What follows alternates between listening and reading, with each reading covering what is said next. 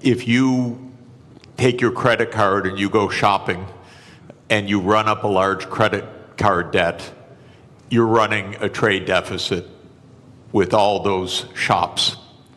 Now, it would be pretty strange if you then blamed all the shop owners for having sold you all those things. You're ripping me off, you're ripping me off, you're ripping me off, I'm running a trade deficit. That is the level of understanding of the President of the United States.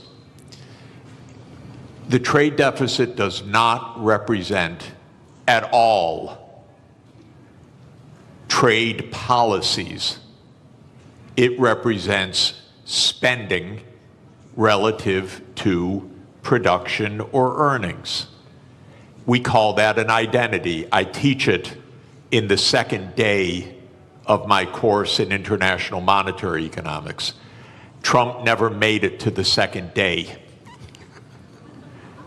So he says, you're running a trade deficit. Look, they're all cheating me. But all that's happening is the United States is outspending its national income. And you can look at the national income chart. You can add up consumption and investment and government spending, and you could subtract off gross national product, and lo and behold, what will that equal? Not approximately, exactly. That will equal the current account deficit, which is the comprehensive measure of how much you spend on goods and services versus how much you sell in goods and services. So the United States runs a current account deficit because it spends more than it produces. Why does it do that? We have a big credit card in the United States. It's called the national government. The U.S. government spends about $2 trillion a year more than it takes in revenues. What it's doing is making transfers to the American people and to American businesses.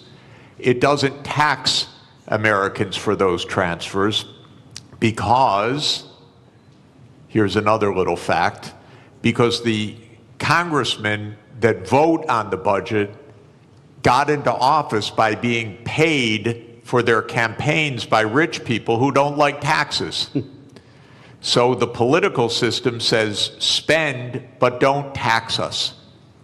So we run a chronic deficit in the United States.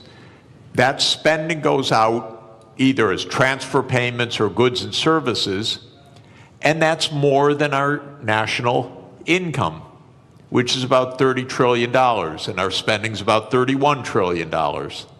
And that's our trade deficit. And for that, Donald Trump blames the world. Okay, I fail him for this if he were my student. He's my president. It's a little weirder because when he did this, in 2 days, the world lost $10 trillion of market capitalization. By the way, where did it go? Did it get transferred from here to here? No, it got destroyed. Why destroyed? Because trade, something also the President of the United States doesn't understand, is mutually beneficial. So if you stop trade, everybody loses. It's not that one side wins, the other side loses. He cannot understand that concept as a guy that traded real estate in New York. So his idea is somebody had to win, somebody had to lose. But what happened when he made this announcement was $10 trillion was wiped out worldwide.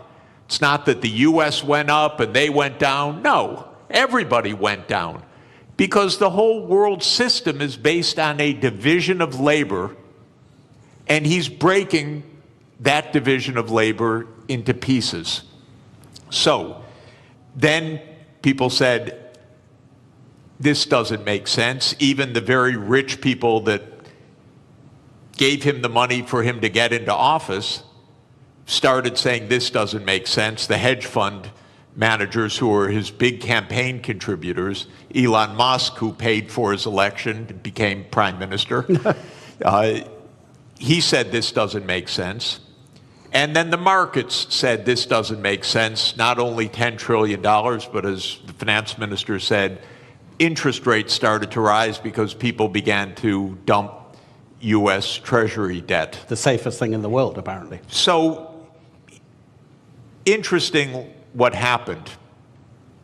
It's not quite true that he reversed things. First, he left on this 10% tariff, except for one country, for China, 145% where he on some raised products. the tariff rates. That's because the United States has a deep, neurotic attachment to China. The U.S. political system hates China. Why? Because China's big and successful. And so that the U.S. hates. It's a rival, it's a competitor, and so this is the one thing he left on. Now, he's going to mess up everything with this too, because in a trade war between the U.S. and China, China wins. China does not depend on the U.S. market very much. It's about 12% of China's exports. China will do just fine. It's just dumb policy. There's no more, sorry to say it, there's just no more explanation to this than that. It makes no sense.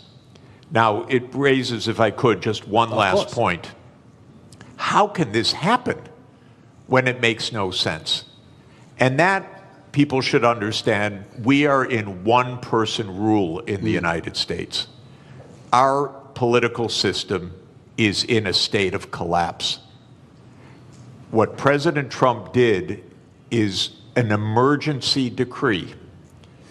Everything he does is an emergency decree. Literally, you can go on to whitehouse.gov and then follow the menu to executive decrees.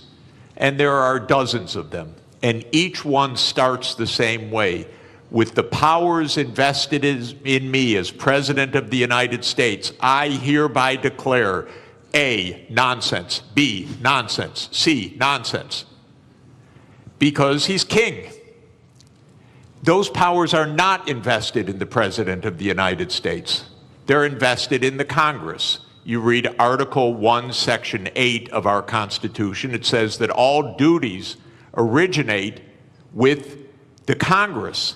And specifically in the lower house, all legislation has to start in the House of Representatives. But the U.S., starting in 1945 after World War II, became a military state to a large extent. And so it sprinkled in its legislation emergency, emergency, emergency. And Trump doesn't have to prove anything's an emergency, he just has to say something's an emergency.